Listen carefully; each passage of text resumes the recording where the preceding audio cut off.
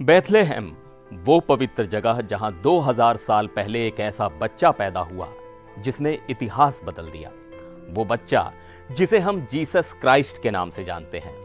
लेकिन उनका जन्म सिर्फ एक घटना नहीं थी, ये एक पूरी कहानी है, भक्ति, चमत्कार और संघर्ष की। आज के इस वीडियो में हम आपको बताएंगे जीसस के जन्म की पूरी कहानी, चर्च ऑफ नेटिविटी की खासियत और क्रिसमस पर यहां होने वाले अनोखे आयोजनों के बारे में। चलिए शुरू करते हैं।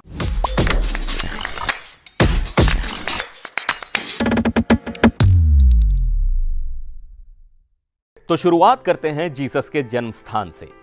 इतिहासकारों और धार्मिक ग्रंथों के मुताबिक जीसस का जन्म बैथलेहम नामक एक छोटे से शहर में हुआ था। यह जगह फिलिस्तीन के वेस्ट बैंक इलाके में मौजूद है। लेकिन यह सवाल क्यों अहम है? क्योंकि जीसस का जन्म उन दिनों हुआ जब इस इलाके पर रोमनों का कब्जा था और इसलिए उनके जन्म की कहानी राजनीति, धर्म और सामाजिक परिस्थितियों का एक अनोखा मिश्रण है। बैथलेहम को बाइबल में डेविड का शहर भी कहा गया। ऐसा इसलिए क्योंकि राजा डेविड यहीं पैदा हुए थे और उनके वंश से ही जीसस का संबंध माना जाता है।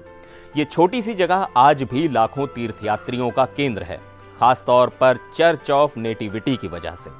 अब बात करते हैं उन मान्यताओं की जो जीसस के जन्म से जुड़ी हैं। सबसे पहली और सबसे महत्वपूर्ण बात, वर्जिन बर्थ। माना जाता है कि जीसस की मां मैरी एक कुंवारी थी और उन्होंने बिना किसी पुरुष के संपर्क में आए जीसस को जन्म दिया। कहानी यह है कि नजरेथ के एक छोटे से गांव में मरियम नाम की एक युवती रहती थी। वो एक कुंवारी थी और उसकी सगाई यूसुफ नाम के एक बढ़ई से हुई थी। उनकी जिंदगी साधारण थी, लेकिन भाग्य ने उनके लिए कुछ और ही तय कर रखा था। एक दिन मरियम के पास स्वर्गदूत गैब्रियल आया। गैब्रियल ने मरियम को बताया कि वो ईश्वर के पुत्र को जन्म देगी। ये सुनकर मरियम हैरान रह गई क्योंकि वो कुंवारी थी, लेकिन गैब्रियल ने उसे समझाया कि ये पवित्र आत्मा की शक्ति से होगा और ये ईश्वर की योजना है। मरियम ने बिना सवाल किए स्वर्गदूत की बात मान ली। ये मरियम के ईश्वर पर अटूट विश्वास को दर्शाता है। यह हमें सिखाता है कि हमें भी अपने विश्वास पर दृढ़ रहना चाहिए, चाहे परिस्थितियां कितनी भी मुश्किल क्यों ना हो। कहानी में आगे बढ़ते हैं। रोम के सम्राट ने जनगणना का आदेश दिया और मरियम और यूसुफ को बैथलेहम जाना पड़ा। मरियम गर्भवती थी और ये यात्रा काफी मुश्किल थी। वो थके हुए थे, लेकिन उनके दिल में ईश्वर के प्रति समर्पण था। बैथलेहम में उन्हें ठहरने के लिए कोई जगह नहीं मिली। आखिरकार उन्हें एक अस्तबल में शरण लेनी पड़ी। वहीं मरियम ने जीसस को जन्म दिया। उसने जीसस को कपड़े में लपेटकर एक चरनी में लिटा दिया। ये एक बहुत ही साधारण जन्म था, लेकिन इसमें एक असाधारण शक्ति छिपी थी। अब सोचिए, जिस शख्स को बाद में पूरी मानवता का उद्धारकर्ता कहा गया, उसका जन्म एक गुफा में हुआ। इसे एक संकेत माना गया कि महानता हमेशा सादगी से शुरू होती है। अब बात करते हैं जन्म के बाद की। उसी रात बैथलेहम के पास के खेतों में चरवाहे अपनी भेड़ों की रखवाली कर रहे थे। तभी एक स्वर्गदूत उनके सामने प्रकट हुआ और उन्हें बताया कि मसीहा का जन्म हुआ है। स्वर्गदूतों ने गीत गाया और चरवाहों को उस चरनी की तरफ जाने को कहा जहां जीसस लेटे हुए थे। चरवाहे जल्दी से बैथलेहम गए और उन्होंने बालक को चरनी में लेटे हुए पाया। वो बहुत खुश हुए और उन्होंने जीसस को प्रणाम किया। यह एक अद्भुत दृश्य था जहां साधारण लोगों ने ईश्वर के पुत्र को देखा। कहा जाता है जब जीसस का जन्म हुआ तो आसमान में एक चमकीला तारा दिखाई दिया, जिसे स्टार ऑफ बैथलेहम कहा गया। यह तारा 3 विद्वानों को जीसस के पास ले गया। इन विद्वानों ने जीसस को सोने, लोबान और गंधरस जैसे तोहफे दिए। ये 3 तोहफे भी बेहद प्रतीकात्मक हैं। सोना यानी राजा होने का संकेत, लोबान यानी ईश्वर के प्रति भक्ति का प्रतीक और गंधरस यानी बलिदान का संकेत। ये सब मान्यताएं और प्रतीक जीसस के जीवन और उनकी शिक्षाओं का आधार बनते हैं। यहां एक दिलचस्प बात है जो आपको जानने में रोचक लगेगी। वो ये कि बाइबल के नए नियम में 4 गॉस्पेल्स हैं, यानी सुसमाचार या शुभ संदेश। Gospel of Matthew, gospel of mark, gospel of Luke और गॉस्पेल ऑफ जॉन। जीसस के जन्म से जुड़ी बातों का विवरण गॉस्पेल ऑफ मैथ्यू और गॉस्पेल ऑफ ल्यूक में मिलता है। गॉस्पेल ऑफ मैथ्यू में कहानी ज्यादातर जोसेफ के दृष्टिकोण से बताई गई है।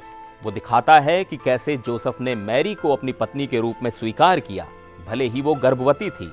मैथ्यू के अनुसार एक फरिश्ता सपने में जोसेफ को जीसस के पवित्र आत्मा से उत्पन्न होने की बात बताता है और ल्यूक की कहानी मैरी के दृष्टिकोण से लिखी गई है। इसमें बताया गया है कि एक फरिश्ता गैब्रियल मैरी के सामने व्यक्तिगत रूप से प्रकट हुआ और उन्हें यह खबर दी कि वो ईश्वर के पुत्र को जन्म देंगी। अभी तक जो हमने वो कहानी आपको सुनाई थी वो गॉस्पेल ऑफ ल्यूक के मुताबिक थी कि जोसेफ और मैरी नाज़रेत के निवासी थे, लेकिन उन्हें रोम के सम्राट ऑगस्टस के आदेश पर जनगणना के लिए बेथलेहम जाना पड़ा। इस सफर के दौरान जीसस का जन्म होता है। ल्यूक ये भी उल्लेख करता है कि जीसस को एक चरनी में रखा गया क्योंकि उनके लिए कोई जगह उपलब्ध नहीं थी। अब गॉस्पेल ऑफ मैथ्यू में यह कहानी थोड़ी बदल जाती है। मैथ्यू में जीसस का जन्म जोसेफ और मैरी के पहले से ही बेथलेहम में रहने के दौरान होता है। उनकी कहानी के अनुसार जोसेफ और मैरी पहले से ही बेथलेहम के निवासी लगते हैं। मैथ्यू इस बात पर अधिक ध्यान देता है कि जीसस का जन्म मसीहा की भविष्यवाणी को पूरा करने के लिए हुआ। मैथ्यू में जब राजा हेरोड को मैगी से पता चलता है कि यहूदियों का राजा पैदा हुआ है तो वो असुरक्षित महसूस करता है।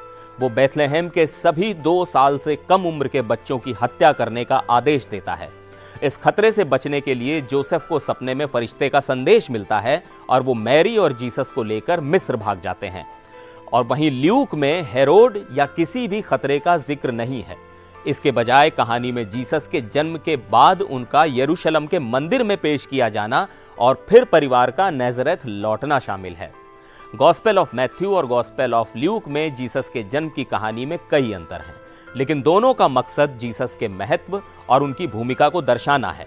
एक तरफ मैथ्यू उनकी राजकीय और मसीहा वाली छवि को दर्शाता है तो वहीं ल्यूक उनकी मानवीयता और साधारण लोगों के उद्धारकर्ता वाली छवि को उजागर करता है। इन दोनों कहानियों के अंतर ये दिखाते हैं कि जीसस की विरासत को अलग अलग परिप्रेक्ष्य से देखा और समझा जा सकता है। अब बात करते हैं उस जगह की जहां माना जाता है कि जीसस का जन्म हुआ था, चर्च ऑफ नेटिविटी।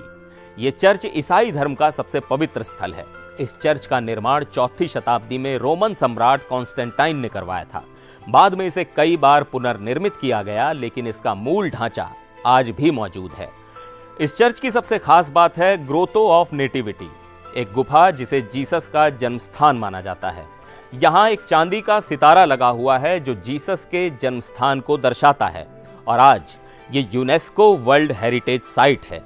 यह कहना गलत नहीं होगा कि यह चर्च जीसस के जन्म की गवाही देता है। अब सवाल यह है कि क्रिसमस पर चर्च ऑफ नेटिविटी में ऐसा क्या होता है जो इसे खास बनाता है। हर साल 24 दिसंबर की रात मिडनाइट मास का आयोजन होता है। इस मौके पर दुनिया भर से लोग बेथलेहम पहुंचते हैं। चर्च के अंदर और बाहर गाने गाए जाते हैं, प्रार्थनाएं होती हैं और पूरी रात भक्ति का माहौल बना रहता है। यहाँ हर साल बेथलेहम के मेयर और ईसाई समुदाय के बड़े नेता इस कार्यक्रम में हिस्सा लेते हैं। माना जाता है कि क्रिसमस की शुरुआत का असली एहसास इसी चर्च में होता है। ये एक ऐसा अनुभव है जिसे शब्दों में बयां करना मुश्किल है। जीसस का जन्म एक साधारण जन्म जरूर था, लेकिन इसमें एक असाधारण कहानी छिपी थी। ये कहानी हमें दिखाती है कि ईश्वर सभी से प्यार करते हैं और वो हमें हमेशा सही रास्ता दिखाते हैं। ये कहानी हमें विनम्र रहने, विश्वास करने और दूसरों के प्रति उदार होने की प्रेरणा देती है। चर्च ऑफ नेटिविटी उनकी विरासत का हिस्सा है जो आज भी करोड़ों लोगों को जोड़ता है। बेथलेहम और इस चर्च की कहानी न सिर्फ ईसाई धर्म का हिस्सा है बल्कि पूरी मानवता के लिए एक प्रेरणा भी है।